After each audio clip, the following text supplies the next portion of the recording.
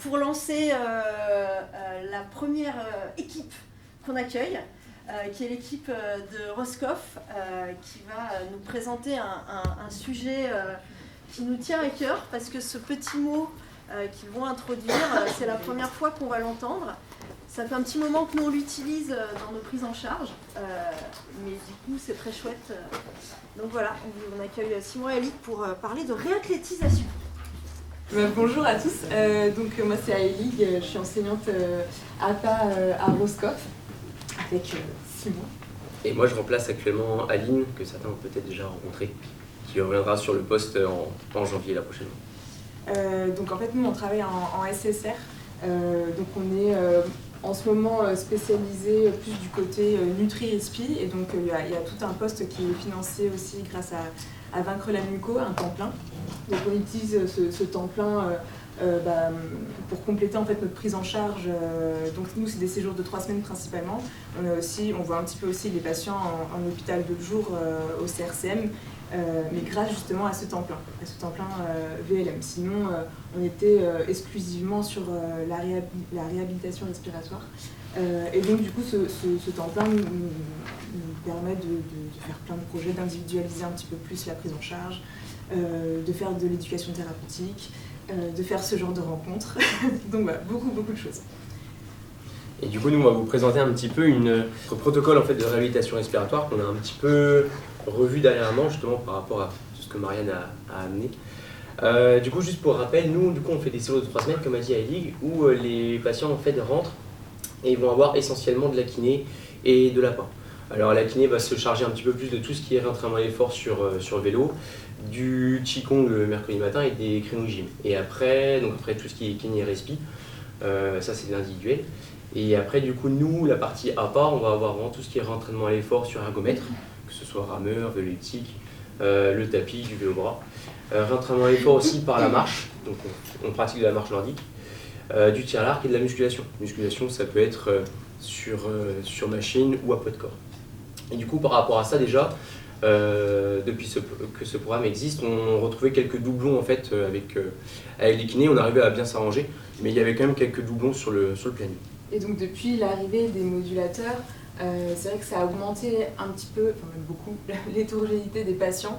On se retrouve avec des patients qui sont sévères, on se retrouve avec des patients qui sont très sportifs, qui vont beaucoup mieux depuis les modulateurs. Et donc du coup, ça a augmenté un petit peu les défauts de notre planning. Il y a des patients avec les nouvelles sensations qui demandaient à avoir toujours plus, qui profitaient justement aussi de l'effet de groupe. Il faut savoir que les patients qui viennent en séjour à Roscoff, souvent ils programment leur séjour d'une heure à l'autre, et donc ils profitaient aussi de se retrouver avec un groupe de patients, toujours les mêmes, et en fait on va dire que c'est une sorte de groupe qui s'entraîne vers le haut, mais en même temps vers qui sera le plus sportif, qui fera les meilleurs résultats, etc. Et donc du coup, on se retrouve avec des patients qui sont en suractivité presque. On a aussi le genre de profils qui viennent faire du sport comme 10 à l'année. Donc ils se mettent en suractivité pendant 3 semaines, ils font leur sport à l'année, puis après ils lâchent progressivement chez eux. Donc ça amène aussi une irrégularité qu'on retrouve beaucoup. Et pour d'autres, les séances n'étaient pas assez intensives, ils s'ennuyaient, ils cherchaient à combler les trous, parce que aussi quand on est sur des séjours de 3 semaines, on est sur une presqu'île. Voilà, il n'y a pas grand chose à faire dans les environs, donc ils sont souvent là à réclamer d'autres séances, c'est un peu pour de l'occupationnel, et on se retrouve avec des plannings en fait qui sont un peu surchargés, même si on essaye quand même de limiter. Et du coup, par rapport à ça, on a depuis 2023 travaillé un petit peu avec toute l'équipe pluridisciplinaire, à savoir notamment les médecins, les kinés et du coup les enseignants justement sur revoir un petit peu la façon vraiment de prendre en charge et de proposer plutôt pas forcément un séjour de réhabilitation respiratoire, mais un séjour de réalitisation. Pour rappel, du coup, la réalitisation, on chercherait vraiment à augmenter vraiment les capacités physiques du patient, mais vraiment dans un sport précis ou dans une activité physique précise. Avec du coup plusieurs phases, la consolidation, la réalisation et la reprise du sport pratiqué ou souhaité. Et du coup par rapport à ça, quand on a pensé à créer cette réalisation, on on a vu qu'on ne pourrait pas non plus mettre tous les patients dedans. Donc il faudrait qu'on se cale peut-être un petit peu avec le protocole des REHAB-RESPI actuel et peut-être du coup un nouveau protocole à côté en complément pour certains patients. Donc jusqu'à présent, on avait 2 protocoles. On avait un protocole de cure intraveineuse, donc là c'est les patients sévères qui venaient un peu en urgence. En général, c'était des séjours de 2 semaines. Là, il n'y avait pas de réentraînement à l'effort, ni par les kinés, ni par nous. C'était vraiment un suivi qui était principalement kiné, qui l'est toujours d'ailleurs. Nous, on les voyait un petit peu en musculation ou en tir à l'arc. Nous, on les voyait un petit peu en musculation ou en tir à l'arc, et des fois, on les voyait pas du tout. Tous les patients compris dedans, qu'ils soient sous O2 ou non, qu'ils soient fatigables ou non, qui pratiquent de l'activité physique régulièrement ou non, c'était vraiment tous dans le même programme. Donc avec les kinés et avec les médecins, on a fait beaucoup de réunions pour essayer de réajuster tout ça. Donc désormais les kinés prennent exclusivement le réentraînement à l'effort, donc toujours essentiellement par le vélo. Nous de notre côté, on se base du coup sur la musculation, le tir à l'arc, la marche, les sports de raquettes, voilà. Et on essaie de cibler les patients qui sont quand même encore assez sévères, non éligibles aux modulateurs ou pas, enfin ça dépend de l'état des patients, mais voilà, qui sont quand même en déconditionnement à l'effort et qui n'ont pas de pratique régulière chez eux, qui ont du mal à mettre en place cette pratique-là. Et donc du coup aussi la nouveauté, la réathlétisation, où là on va privilégier plutôt les patients qui ont déjà une activité physique qui est mise en place régulièrement chez eux. Et là l'idée c'est d'optimiser vraiment la pratique, essayer d'adapter la prise en charge avec leur activité déjà faite à domicile. Ça c'est un exemple de planning, on avait énormément parlé avec les kinés et les médecins, ça c'est un exemple de planning qu'on avait imaginé, vraiment en théorie, sur ce qu'on pensait un petit peu proposer. Avec du coup, habituellement nous on faisait que des séances vraiment de 40 minutes. Donc il y avait une séance de 40 minutes de tir à l'arc, une séance de 40 minutes de musculation, et ça vraiment toute la semaine. Donc là nous on était partis sur vraiment proposer que des séances, il y aurait une séance par jour, mais vraiment d'1h20. Comme ça on pourrait vraiment déjà proposer une séance dite standard si on peut dire, avec de l'échauffement, un corps de séance, un retour au calme et ainsi de suite. Chose que jusqu'à maintenant on n'avait que 40 minutes, donc quand on avait 4 patients sur un créneau de musculation en 40 minutes, bah, généralement ça dépote, mais on n'a pas le temps de vraiment faire échauffement et ainsi de suite. De garder du coup toujours pareil du rentraînement à l'effort sur ergomètre, du renforcement musculaire, ça pareil sur machine ou poids de corps, de proposer des séances de TP du coup, mais du coup des séances de TP jusqu'à maintenant avec iLeague on faisait de l'ETP, mais c'est des séances de TP pour justement amener à la pratique régulière. Quels sont les freins à l'activité physique, comment je peux pratiquer, dans quel lieu, ainsi de suite. Là, comme c'est des patients qui pratiquent déjà à côté, mais on l'a remarqué qu'ils ne le pratiquent pas forcément de la bonne manière, ça serait plutôt justement des séances de TP justement sur le surentraînement, sur vraiment comment pratiquer de A à Z, enfin comment créer une séance de A à Z et ainsi de suite. Et après de faire quand même une activité en autonomie, c'est-à-dire qu'on prendrait le patient une fois dans la semaine seul, où il nous expliquerait comment il verrait chez lui une activité physique, et enfin une séance spécifique de son activité physique. Je pense que j'ai raté quelque chose, c'est les patients qui sont en hospitalisation ou les patients qui viennent de l'extérieur. Oui, alors en fait, ouais, on n'a peut-être pas précisé. Nous, en fait, du coup, on a des patients, on a une file active en fait au CRCM, à peu près de 180 patients, qui viennent du coup comme dans tous les CRCM qui sont suivis à l'année. Et après, nous, on propose des hospitalisations. Et là, en fait, en hospitalisation, donc comme a dit iLeague, ça peut être des hospites un petit peu dites urgentes avec une cure intraveineuse ou autre. Et après, on a des hospitalisations qui sont programmées. Donc on sait déjà que là, en juin prochain, on sait déjà qui on va avoir un petit peu comme patient. Et qui viennent du coup pour un séjour de réhabilitation respiratoire. Ok, merci. Voilà. Et qui sont suivis à Roscoff ou ailleurs. Oui. Ou ailleurs, ça peut être vraiment tous les CRCM de la France. Toujours dans la question, le motif d'hospitalisation de séjour thérapeutique, réhabilitation respiratoire, ça passe. Comment vous le faites passer l'autre motif de séjour, réathlétisation? Alors, un plan? non, mais en fait, c'est justement là où ça va être la Trop suite. vite, trop vite. Ah, Ouais, presque spoilé, ouais. Ah, Alors en fait, c'est vrai que c'est exactement là où on allait venir, c'est qu'on était encore en train de construire le programme qui avait déjà 2 patients en fait 2 patients auxquels on pensait déjà quand on faisait les réunions qui arrivaient. Et on s'est dit, bon, ok, là, on va pas leur proposer, c'est pas encore vraiment finalisé, voilà. On sait pas encore qui on va mettre, ce qu'on va mettre, voilà. Et en fait, on s'est retrouvés encore dans le même schéma où ils arrivaient, ils n'étaient pas satisfaits de leur planning parce qu'il n'y avait pas assez, ils demandaient plus. On s'est dit, bon, ok, bon, c'est peut-être finalement le moment de tester, voir ce que ça donne déjà, avoir un premier jet. Et en fait, on a eu que les 2 là, et en fait, on n'a pas encore vraiment mis en place tout ça. Ça a été qu'un test. Donc on ne sait pas encore comment ça va être amené tout ça. Mais en tout cas, on a eu 2 patients, patient H et patient Y, tous les 2 sous CAF Trio depuis 2020, qui font en général un séjour par an, et en général d'ailleurs ils arrivent ensemble, et on sait que ça dépote quand ils arrivent. Et il y en a un qui pratique du coup régulièrement du badminton, et l'autre rien à voir, plus musculation, futsal, course à pied, vélo. Voilà, donc des patients qui sont très sportifs, très actifs, et qui sont toujours dans la volonté, voilà, de quand ils sont tous les 2 ensemble, justement, c'est un peu là, ils se mettent un peu la compétition, et ils ont envie d'à chaque fois de profiter du séjour pour... ils ont toujours la volonté, ouais, de chercher leurs limites tout le temps. Donc ça nous a un petit peu arrangé, on va dire, de tester avec eux ce genre de protocole. Alors du coup, on a sorti un planning comme on pouvait sur l'instant. On a essayé de respecter au mieux ce qu'on pensait, ce qu'il vous a présenté tout à l'heure Simon. Donc on a 3 réentraînements à l'effort. Alors vélo 3 fois par semaine, mais en soi ça peut être n'importe quel ergomètre ou autre, ça pourrait plus être de la marche aussi, du moins c'est du réentraînement à l'effort.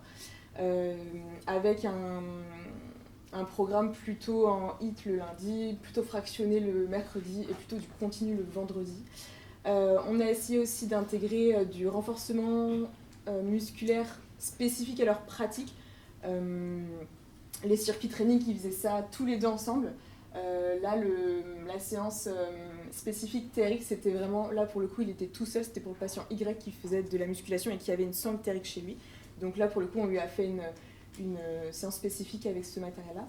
Et le badminton, là, il vient un petit peu comme un cheveu sur la soupe. Le badminton, en fait, ça a été quelque chose qu'on avait initialement mis aussi pour l'autre patient. Mais à ce moment-là, en fait, on ne pouvait pas les séparer, c'était pas possible. Enfin, voilà. Du coup, on leur a proposé du badminton à tous les 2, sachant que dans le séjour de réhabilitation respiratoire, on va dire que c'est quelque chose d'assez culturel d'en proposer. Ils en retrouvent tout le temps quand ils viennent, quand ils arrivent, ils adorent ça. Donc on s'est dit, bon, c'est peut-être une petite transition à faire le temps qu'ils acceptent aussi ce planning, ce qui n'était pas le cas au début, pour être honnête, quand on leur a proposé ça et quand ils ont vu les trous qu'il y avait, ils n'étaient pas très contents. Mais... Parce qu'en fait, ils voient ça, ils voient vraiment que ouais. Ils regardent leur planning et ils regardent vraiment tous les trous. Ils regardent pas ce qu'il y a, ils regardent vraiment juste les trous. Et du coup, quand ils arrivent, comme en plus c'est des patients, tous les patients que l'on a en séjour de réhabilitation respiratoire, c'est des patients qui viennent depuis déjà de nombreuses années pour certains. Ils savent très bien comment on fonctionne et du coup, ils rentrent le lundi après-midi, ils arrivent avec leur planning en disant j'ai besoin de plus.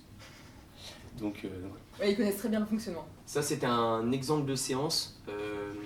Ce qu'il faut savoir, c'est que là, par exemple, sur la séance d'ergomètre, on avait pris les 2 patients en même temps, mais comme ils avaient des outils différents, donc le patient Y, en fait, lui, il voulait vraiment renforcer les jambes pour son futsal, pour un peu sa course. Lui, du coup, il était parti directement sur le vélo, alors que le patient H, lui, était parti un petit peu plus sur un travail un peu plus global. Donc lui, il avait directement choisi le rameur. Donc en fait, ils ont fait la même séance. Donc le patient Y, lui, il avait ses séances son vélo, donc avec ses résistances. Et en fait, toutes les minutes, on switchait. Donc le patient H était sur son rameur, le patient Y sur son vélo. Et dès que la minute était terminée, les 2 partaient sur du renforcement musculaire. Et après, on repartait. Chacun avec son ergomètre en même temps. Et après, on faisait les mêmes les mêmes exercices de renforcement. Pour le circuit training où ils étaient tous les 2 ensemble, là pour le coup, j'avais fait vraiment chacun ses exercices. Pour le patient Y, du coup, en fait, je lui ai fait une séance de musculation parce qu'il en pratique quasiment tous les jours.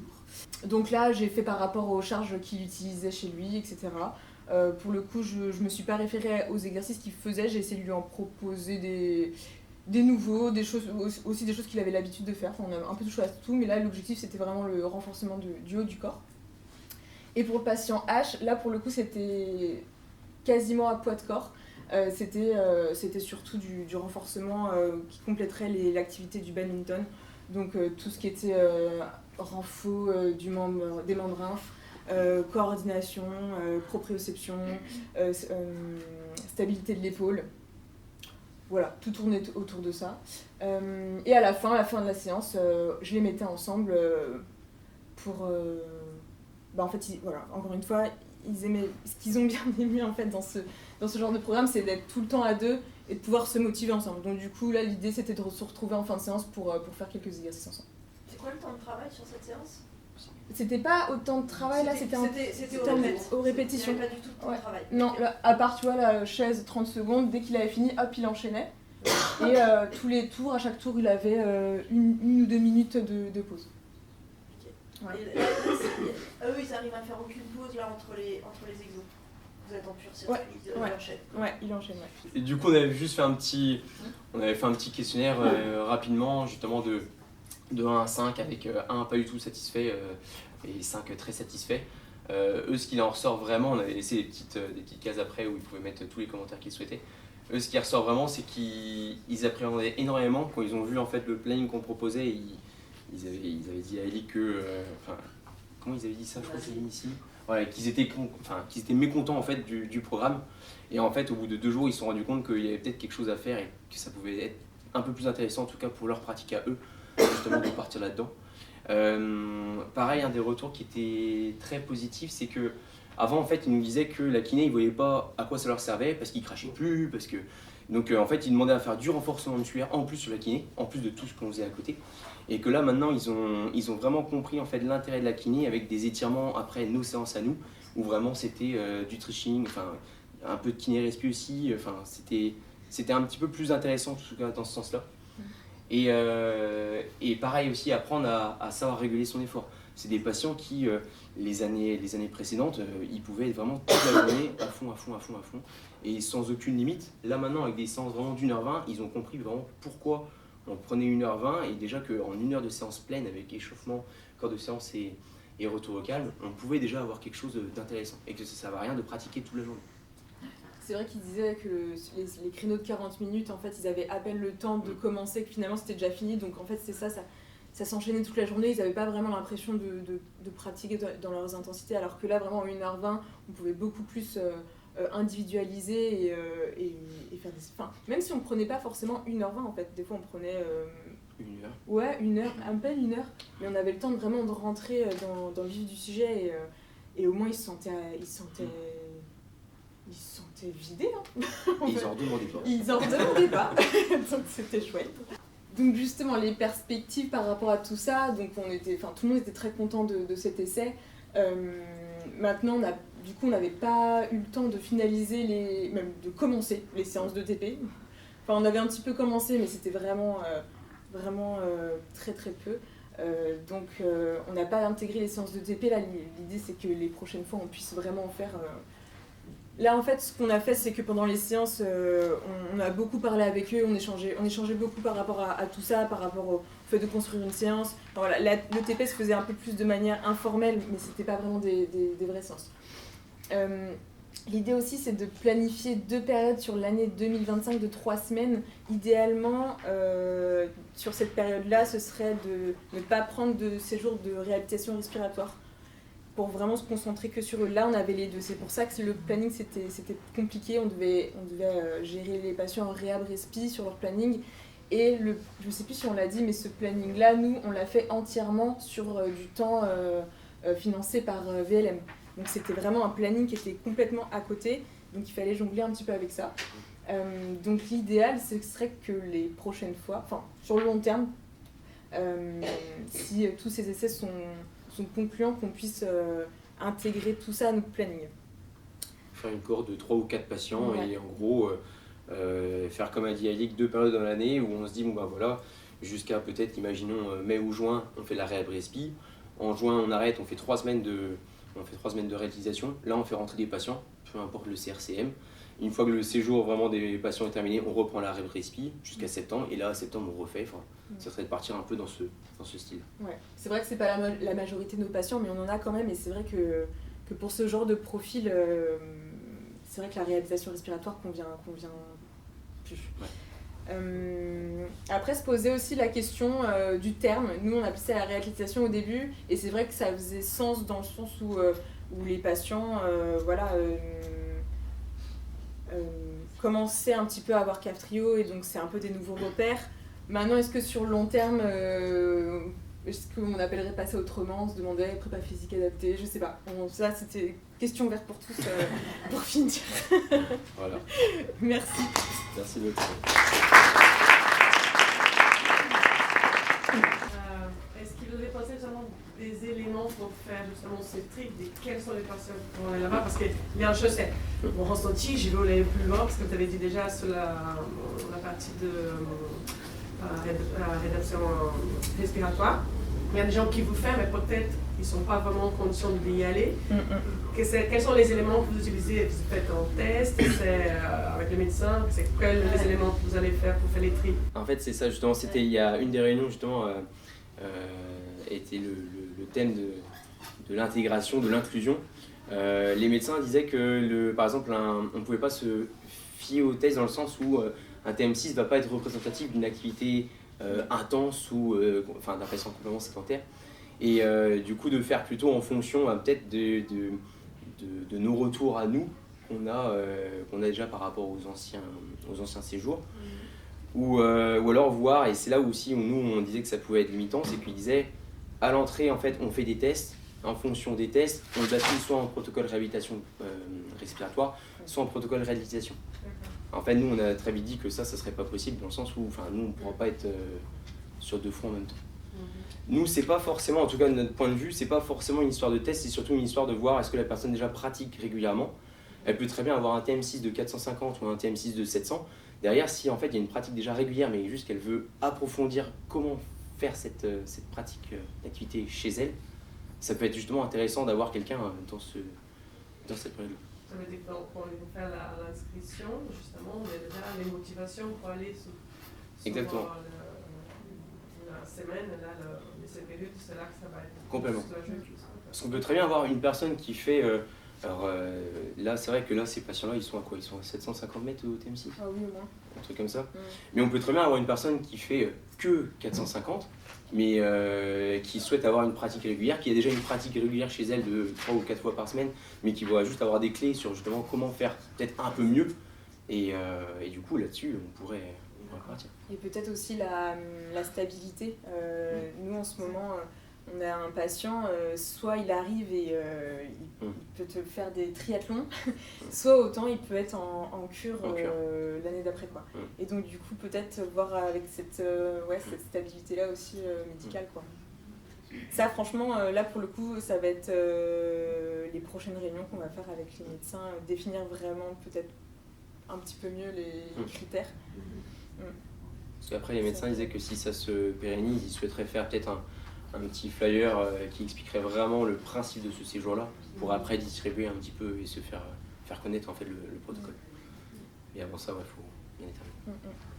C'est 1000 questions, donc on va pas pouvoir toutes les faire, mais vous pensez pouvoir accueillir combien de patients en même temps sur un protocole, on va l'appeler prépa physique, on va l'appeler comme ça plutôt. 4, je pense. Ouais. 4. Et après, on serait... En fait, c'est plus au niveau des lits où ça a bloqué. Où notre cadre a dit que de toute façon, il faudrait qu'elle garde des lits d'urgence et qu'elle ne pourrait pas en prendre. Donc c'est plus à ce niveau-là. Ça ferait à peu près 8 dans l'année. S'il y a 2 séquences, c'est ça. C'est ça. Okay. Mais si vous enlevez la réhab, respi, vous avez plus de dispo pour la réhabilitation. Oui aussi. Mais il faut justement, en fait, quand on a parlé de ça avec la cadre, en fait, elle disait il faut qu'elle ait toujours 1 ou 2 lits d'urgence et qu'elle ne pourrait pas du coup bloquer 6 lits. Parce qu'après, c'est vrai qu'on a déjà vu, des étés, l'été dernier, où ils étaient 10 en même temps sur la respi. Nous, à 10, en fait, après, on n'arrive pas à suivre par rapport à tout ce qui est planification.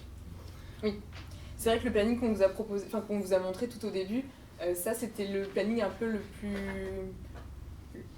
comment dire ? Disons que j'ai mis longtemps à retrouver un planning comme ça parce qu'en fait, c'est vrai que quand il y a 10 personnes en même temps, et ben finalement c'est aussi pour ça qu'ils venaient nous demander des séances, parce qu'il y en a qui avaient pas du tout tiré à l'arc parce que les séances étaient complètes, il y en avait qui avaient 4 marches alors qu'en finalement il en faut 2. Enfin, c'était un petit peu voilà, vraiment des problèmes de planification à ce niveau-là. Donc autant l'hiver quand ils sont 2, il n'y a aucun souci, autant l'été quand ils arrivent à 12, pour les mettre dans toutes les mêmes séances, c'est compliqué. Et là, jusqu'à maintenant, l'idéal, c'était d'avoir un maximum de 6 patients en même temps pour pouvoir répondre vraiment et pour qu'ils aient vraiment toutes leurs séances initialement programmées. Ouais. Au-delà de 6, après, ça coince sur le planning. Et puis on se disait aussi que si on voulait faire un petit peu de séances, donc en groupe, ça c'est sûr parce que ils aiment ça et ils nous ont même dit que pour le coup, le fait d'être en binôme, ça a été vraiment un plus. Après, je pense que c'est bien d'avoir quand même un créneau ou 2 par semaine où on peut faire un petit peu plus en individuel, et là pour le coup 4, je pense que ce serait le max dans nos possibilités. À voir, hein, peut-être ce sera plus, peut-être ce sera moins, mais ce sera autour de ça, je pense. Une petite suggestion qui est une question ouverte aussi pour tout le monde sur les termes et les types. À mon sens, vous risquez d'avoir 3 types de séjours et pas 2 en fait, parce que probablement qu'il y a des patients qui seront entre les 2. Et en fait, ça correspondra à réathlétisation plutôt. Oui. Et puis il y a ceux qui vont plutôt correspondre à des cours, en fait, c'est stage entraînement. C'est ce que dans le monde du sport on appellerait juste ça, un stage entraînement. Et finalement, ceux-là là, que vous avez eus, ils étaient plutôt déjà en mode prep physique, stage entraînement. Et il y en a qui vont peut-être arriver quand même encore dans ce qu'on pourrait appeler de la réathlétisation, où c'est un entre-deux. Donc peut-être que vous aurez 3 volets, et à mon sens c'est ce qui va se dessiner. On aura le témoignage de Justine cet après-midi, que vous connaissez, qui sera là. Là elle s'est inscrite, et elle qui est justement, elle nous en parlera cet après-midi dans son témoignage. Finalement ce sera intéressant de lui dire toi tu te mettrais où, et ça va dépendre de comment elle est. Donc en fait ça, le patient quand il s'inscrit 6-8 mois à l'avance, s'il est en top forme, il va être dans le plan 3, s'il est moyen, il va être au milieu, et puis si malheureusement il y a il va peut-être finalement être beaucoup moins bien que ce qu'il avait imaginé. Peut-être que vous aurez, à mon sens, 3 niveaux, je ne sais pas ce que vous en pensez, mais... C'est plus pour les patients sous modulateur? Alors, je pense pas, hein. Non, je pense que c'est... Il peut y avoir cette variation de forme. Ouais. Et c'est pour ça qu'on se posait la question... C'est pour ça qu'on se posait la question à savoir est-ce que dans les critères d'inclusion, si on peut dire, est-ce qu'on met pas justement une certaine stabilité? Parce que en fait nous après c'est juste on aura du mal à... Imaginons on fait rentrer 6 patients et en fait il y en a 3 qui vont être plutôt en réalisation et 3 en réaprès-spi. Là nous après c'est plus on va avoir du mal en fait à vraiment proposer un planning. Matériel, en fait. C'est un problème matériel, logistique on va dire. Ouais, logistique, complètement, c'est ça. Et quand est-ce que vous pensez communiquer vers les CRCM et les APA pour qu'ils puissent intégrer le fait de vous adresser spécifiquement? Quand est-ce que vous pensez que vous serez prêt à... Parce que là ça s'est fait, c'est en construction. On était en pleine construction et... C'est dur à dire. Ouais. En tout cas ça sera en place pour l'été prochain. Ce serait chouette. Ouais. Ce serait chouette. En fait, ce qui va déterminer, c'est vraiment les réunions avec les autres professionnels pour se mettre d'accord. En fait. Mais bon, je sais pas, voilà, on sait comment ça marche. Tout le monde a ses occupations et c'est compliqué des fois de se retrouver, mais ça va dépendre que de ça, oui. Et de se mettre d'accord surtout, aussi, sur les mêmes objectifs. Mais oui, ce serait chouette pour l'été prochain. Ouais. Et comment vous gérez les gens? Alors, nous, à chaque séance, les médecins autorisent de retirer le masque s'il y a une distanciation de 2 mètres en aérant. On a un gymnase aussi, donc quand ils sont dans le gymnase, en fait, chacun prend une partie du gymnase et puis c'est facile, quoi. Mais après, quand on avait fait le circuit training, chacun avait son matériel, on dédoublait tout, et voilà, c'est comme ça. Et vous ne faites pas des inscriptions en fonction? Parce que clairement, quand ils ont passé la journée à faire du sport ensemble, ils passent tout le reste de la vie ensemble. De toute façon, oui. Clairement, on a beau les séparer dans la journée, le soir on les retrouve au resto ensemble. Dans la même voiture. Ouais. Donc ça c'est pas programmé comme ça en fait. Non, pas du tout. Non. Est-ce qu'il y a une dimension de TP sur ce sujet en début de séjour? C'est dans le contrat. dans le... Ouais, Comment ça normalement. se passe les... Bah, ils le savent, ça se trouve. Oui, mais entre le savoir... Oui, oui, ah, Vous mais bien arrivez sûr, avec ouais, ouais. des vécus différents Non, mais on là-dessus a au jamais, en stage, hein. Donc Mm. c'est... On n'a jamais imaginé la chose. Je n'étais pas par un germe. Mm. Ouais. Non, c'est vrai que pour le coup, nous, on n'en fait pas. Les médecins, à chaque fois, font leur font un topo, tout ça. À chaque fois, ils savent, hein, ils arrivent avec leur masque, tout ça. Mais par contre, oui, le soir, en fait, ils savent que c'est vraiment dans l'établissement, mais que derrière, en fait, on pourra rien résoudre. Mais c'est vrai que ce serait intéressant, effectivement. C'est vrai qu'on n'y a pas spécialement pensé de faire l'ETP là-dessus, pour le coup. Mais Ouais. Bah, en tout cas... peut-être fait avec les infirmières. Ouais. C'est un sujet qui évolue Ouais, ouais. Ouais. avec les modulateurs, donc on ne peut pas le considérer comme on le considérait avant. Pourtant, il faut quand même rester précautionneux, donc c'est pas évident. Les médecins vous autorisent d'avoir des patients qui n'ont pas les mêmes mutations dans la même salle. À partir du Même moment germe, où... tu veux dire. Oui, même germe. Ouais. À partir du moment où, comme a dit Alig, on a la salle qui est aérée, et encore quand on est dans la salle, c'est vraiment juste une salle vraiment de musculation, où on a des machines, mais après dès qu'on passe sur le circuit training, généralement en fait on le fait dans le gymnase. On a la chance d'avoir un gymnase qui fait La taille d'un vrai gymnase. la taille d'un vrai gymnase, avec terrain de hand, tout ça.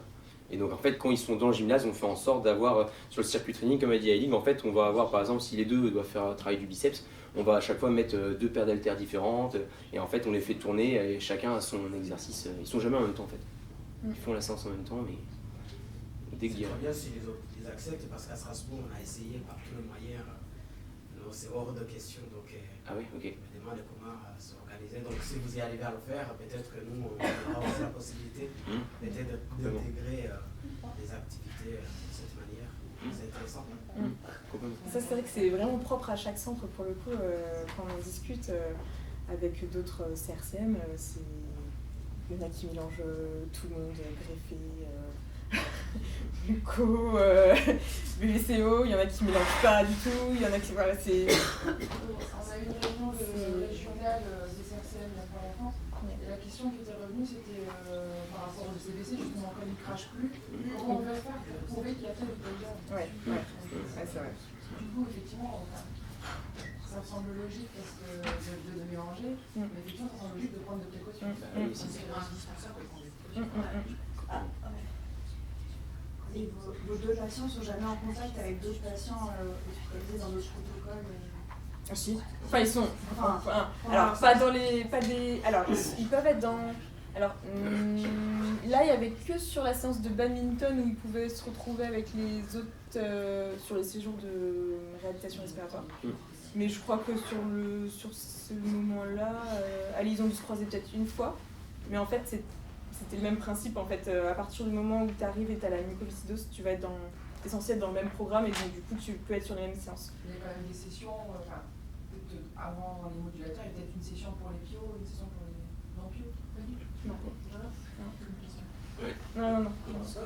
Pour compléter les questions, est-ce qu'il y a un ECBC de contrôle dans les 15 jours avant l'arrivée ou pas? Je crois, oui.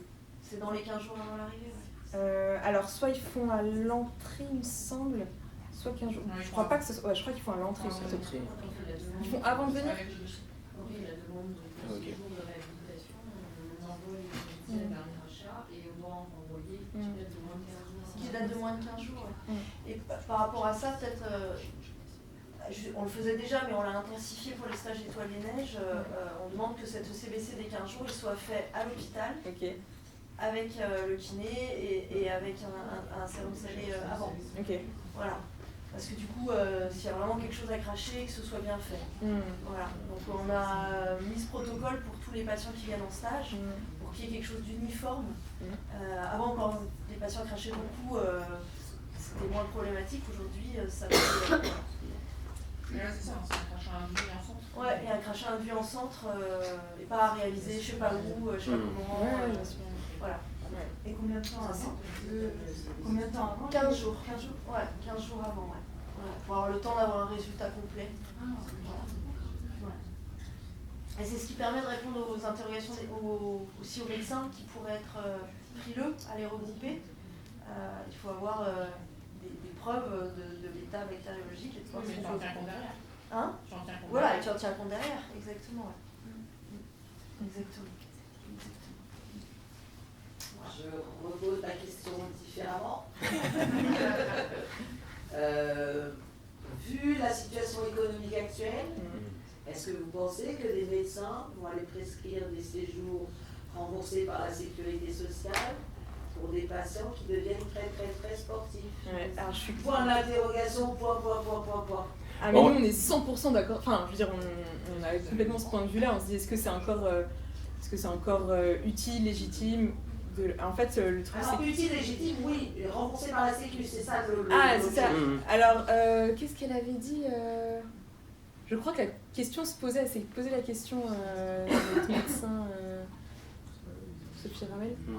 Parce que c'est en fait, elle s'est demandé si...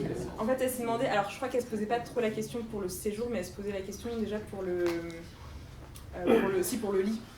En fait, elle voulait faire passer ça aussi... Enfin, elle se posait la question pour faire passer ça sur... comment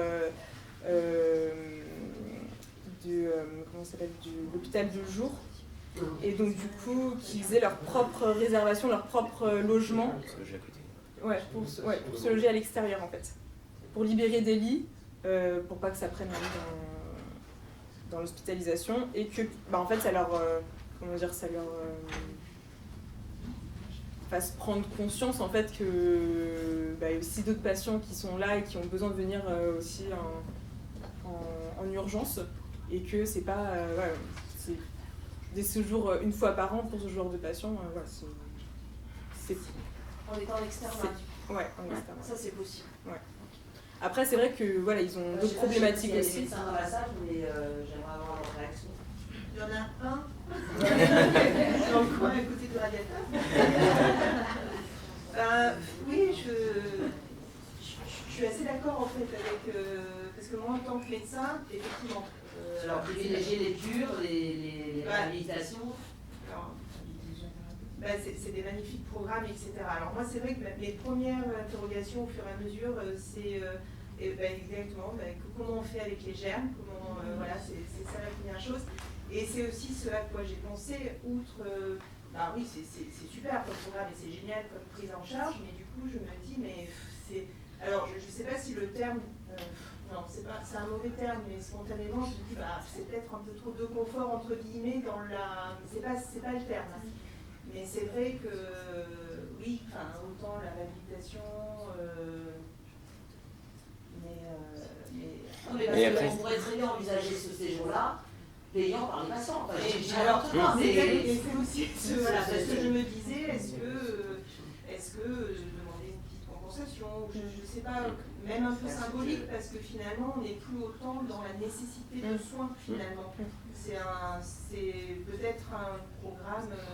oui, vous l'avez très bien dit, c'est des patients qui sont sportifs, qui veulent majorer et tant mieux, voilà, mais peut-être dans la pathologie et le médical, c'est pas complètement pour moi la même chose. Moi, clairement, je mets des très bons billets, mais il y a des patients qui le présentent, qui vont tous les ans depuis 10 à 15 ans, qui vont passer 3 semaines de vacances. Ah, mais ils nous le disent aussi. Et un des deux patients, il est arrivé, il a dit texto qu'il venait là pour être avec ses potes et parce qu'en plus il est payé avec sa mutuelle pour venir. Et il a dit sinon je viendrai jamais. Mais nous ils nous présentent comme ça. Nous on leur dit non on va pas faire le dossier, mais on se fait pas s'engueuler quoi. Ouais, voilà, c'est ça. Par exemple, moi j'ai une patiente, alors ça n'a pas à voir en fait en réalité parce que c'est une patiente qui vient tous les 3 mois, qui est complètement inobservante, qui ne va pas très bien et qui refuse le Kaftrio et aussi la plupart des antibiotiques et des purivés, etc. et qui devrait avoir un programme de réhabilitation depuis des années, on lui en parle et elle refuse. Et là, en reparlant, en fait, elle accepterait, mais alors le truc c'est ah ouais c'est super, au bord de la mer, et du coup, alors très bien, si elle y va dans cette optique en faisant le programme de réhabilitation, c'est sûr, elle en a besoin et ça va lui servir, etc. Mais du coup, voilà, donc c'est vrai que peut-être ce troisième groupe-là, dans effectivement les économies de santé, la pénurie de lits, peut-être il y a une grosse pénurie de lits, et une restriction de lits, etc. C'est vrai que ça va peut-être pas être les premiers patients qu'on va avoir l'idée d'envoyer en médecin. Mais c'est aussi les questions que se posent les médecins pour ça. Oui. Par contre, c'est vrai que, alors peut-être pas pour ces deux-là, mais par contre, on a aussi des profils qui sont qui sont en suractivité. Depuis 4e, en fait, ils ont des nouvelles sensations, ils ne savent pas vraiment les gérer, et ils ont tout le temps besoin de bouger. Et on a vu une patiente la dernière fois, c'était il y a un petit moment quand même, mais pleurer de fatigue, en fait, parce qu'elle disait, mais moi, mon corps, j'ai besoin de bouger, mais je ne sais pas comment gérer ça. Donc c'est vrai que pour ce genre de profil, un peu avec les nouvelles sensations, les nouvelles découvertes, peut-être, voilà, ça pourrait... Mais ça, tu peux le faire une fois. Exactement, oui, je suis d'accord. Une fois 4 kilos, séjour à Roscoff pour redécouvrir son corps, ça se justifie. Enfin, moi, ça ne pose pas de problème médicalement. Moi, le problème, c'est les mecs qui vont se laisser par. Ah, bah oui, mais c'est le gros problème. En disant, je vais faire mon stage sportif, quoi. Avec ses potes. Avec ses potes. C'est exactement ça. Avec ou sans ses potes, qui paye, quoi. Ouais. Et nous, les premiers, on n'est pas spécialement content de travailler pour ce genre de patients quand on sait vraiment les vraies raisons de la venue à Roscoff, quoi. Disons qu'on n'a pas le choix on n'a pas le choix sur la mais c'est juste une question. Pour conclure et avancer, tout d'abord merci pour la présentation, ça montre bien combien les patients aujourd'hui sont demandeurs de sport et en plus sont arrivés qu'on n'aurait pas pensé à arriver à un niveau où on n'aurait pas pensé il y a quelques années. Bon, ça déjà c'est une super nouvelle. Après, ma question, c'est le post-séjour, est-ce qu'il y a un moment d'évaluation? Parce que l'idée, ce serait qu'il passe le séjour et qu'après, il y a un déclencheur chez eux qui permette de se prendre en charge, parce que là, ce qui les tient, c'est le cadre, sortie du cadre. Est-ce qu'à un moment donné, vous avez un suivi avec eux, vous avez un lien, une évaluation qui permette à un moment donné de dire, voilà, est-ce que ça a enclenché chez vous quelque chose? Est-ce que vous arrivez maintenant à être autonome pour entre guillemets, gérer votre propre prise en charge sportive? En réhabilitation ou en réhabilitation respiratoire? Ou tout confondu? Tout patient confondu. Parce que là, on voit quand même que c'est des patients qui ont un certain niveau, qui en plus sont demandeurs, parce que du coup, derrière, ils se disent, bon, effectivement, j'ai besoin de ce cadre-là, et j'arrive à me gérer sportivement. Parce que l'idée, ce serait qu'ils disent, je ne reviens pas l'année prochaine, c'est bon, j'ai intégré ça, maintenant je me sers. Et ça, c'est une grosse difficulté, effectivement. Et c'est ça. Est-ce que derrière, pour le coup, vous avez un suivi, une visio de temps en temps qui permet de dire, voilà, vous en êtes où? Est-ce que ça a apporté quelque chose ou pas? Auquel cas, on revient, on se revoit l'année prochaine. Ça plutôt ou pas, en fait. Ça dépend aussi de l'état d'esprit du patient. Il y a des patients qui viennent ici, vraiment, on a beau leur dire, on peut garder contact. Ils nous diront, ils vont continuer de leur côté, mais après, derrière, on ne sait pas ce qu'ils font. Avec d'autres, il y a un petit nombre où on est toujours en contact soit par des comptes Messenger, on a un compte Facebook Pro, et du coup on garde comme ça contact. Ça peut être juste des contacts écrits, ça peut être un contact téléphonique, ça peut être un contact visio. En fonction aussi de ce qu'ils nous demandent, on peut leur envoyer, par rapport à ce qu'ils ont fait en séjour, on peut leur envoyer un complément d'exercice, de renforcement musculaire ou autre, on a des bases d'exercice, de refaire un point en visio s'il y a besoin de corriger ou autre. Et après on avait lancé aussi Coach Moi, c'était en 2020. Mais après, si je peux compléter, on est aussi. Moi, pour avoir pas mal de patients qui vont à Roscoff, on est vachement en lien. Dès que j'ai un patient qui était chez eux, ils m'envoient le compte rendu, du coup, je prends le relais. C'est ça que j'avais demandé. Est-ce que vous ne faites pas le lien avec les APA? Ah, si, complètement. Et il faut le lien aussi en amont en disant, voilà, vous allez avoir un tel, il fait ça. Là, comme ça, nous, on peut déjà savoir vers quoi on va axer la prise en charge. Et après, une fois qu'il a fait, on refait dans l'autre sens aussi. Et il y a un très bon contact là-dessus. Mais après, ça dépend, comme a dit Alix, il y a des patients qui voient juste Peraredi une fois par an pour faire mon sport et derrière, après, on a beau essayer de les relancer. Oui, c'est ça. Ouais, c'est pas systématique, il n'y a pas de choses systématiques et obligatoires, mais si on n'a pas de nouvelles. Dernière question, on continuera les questions après, mais est-ce que aujourd'hui vous accompagnez aussi hors les murs, en visio ou à travers des programmes, ceux de votre cohorte ou ceux qui arrivent hors cohorte ou pas? Alors, à part des contacts, c'est-à-dire vraiment programme, voire des séances qui continuent ou pas encore? Alors on ne fait pas de suivi vraiment en visio, etc. sur du long terme. Après on fait des challenges sportifs 3 fois par an à peu près, qui se font sur un mois. Ça c'est avec la cohorte? Là c'est avec la cohorte, oui. Et on fait avec justement Gaëlle et enfin tout le réseau Muco-Ouest, on fait ce challenge là aussi une fois par an en commun. Et qu'est-ce que je voulais dire d'autre? Et aussi, on fait des événements ponctuels, par exemple des courses, etc. Mais après, on fait pas de visio. Pas d'accompagnement individuel non. à post-séjour. Non. Après, juste ce qui serait dommage, c'est parce que vous dites évidemment, à l'effectif limité, puis voilà, mais c'est de ne pas pouvoir accueillir des gens qui ont besoin d'une vraie réa parce que il y a ces patients qui sont là, et ça, ce serait peut-être plus embêtant. Parce que vraiment, en attente médicale et par rapport à la pathologie, on attend vraiment plus qu'un surentraînement, vraiment une... Et puis c'est vrai que l'idée, c'est pas d'attirer de nouveaux patients dans ce séjour-là, c'était plus se proposer une alternative qui correspondrait mieux à des patients qui viennent déjà pour ce... Enfin voilà, c'est ce qu'on a essayé de faire que juste, en fait on sait qu'ils viennent tous les ans, donc du coup on leur propose quelque chose de différent, mais c'est pas d'attirer un nouveau profil, quoi.